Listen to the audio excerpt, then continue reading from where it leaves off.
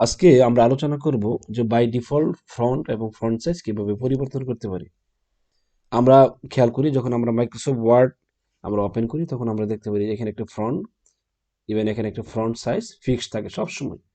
আমরা যদি চাই যে এই ফন্ট সাইজটাকে আমাদের মতো করে আহ, নাম দিয়ে অথবা ফন্ট সাইজ বাড়িয়ে আমরা এটাকে করে রাখবো, সেটা আমরা সবসময় করে রাখতে পারি। যখনই ওপেন করবো তখন দেখবো যে আমাদের যে ফ্রন্ট এবং ফ্রন্ট সাইজ সেটা ওপেন হচ্ছে। সেটা কিভাবে করবো আমরা দেখাচ্ছি। এখানে আমরা দেখতে পাচ্ছি ফ্রন্টের একটি কাস্টমাইজ চিহ্ন আছে, এখানে আমরা ক্লিক দিব। ক্লিক দেওয়ার পর এরকম একটি পপ আপ মেনু ওপেন হবে। এখান থেকে আমরা যে ফ্রন্টটা আমরা মূলত বাই ডিফল্ট করে রাখবো, ফিক্সড করে রাখবো, সেটা এখান থেকে আমরা লিখবো। যেমন আমরা এখানে লিখি টাইম টাইম নিউ রোমান্স, এটা ক্লিক দিলাম।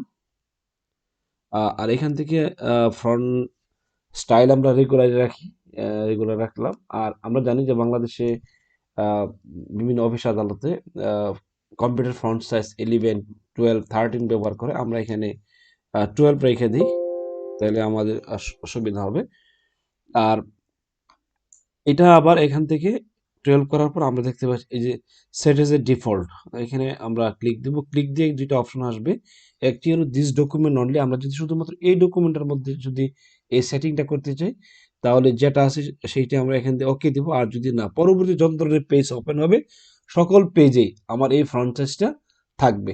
তাহলে আমরা এটাকে এই যে all document based on the normal template click দেব। ক্লিক দেওয়ার পর আমরা এটা ওকে করব। আমরা এখন নতুন একটি ফাইল যদি ওপেন করতে চাই কন্ট্রোল এন দিয়ে আমরা দেখি যে এই যে খেয়াল করি আমরা এখানে চেঞ্জ হয়ে গেছে। আমরা যত ধরনের ফাইল এখানে ওপেন করি না কেন সেটা এই যে আমার যে ফ্রন্ট নেম আছে এবং ফ্রন্ট সাইজ আছে সেটা কিন্তু ওপেন হবে।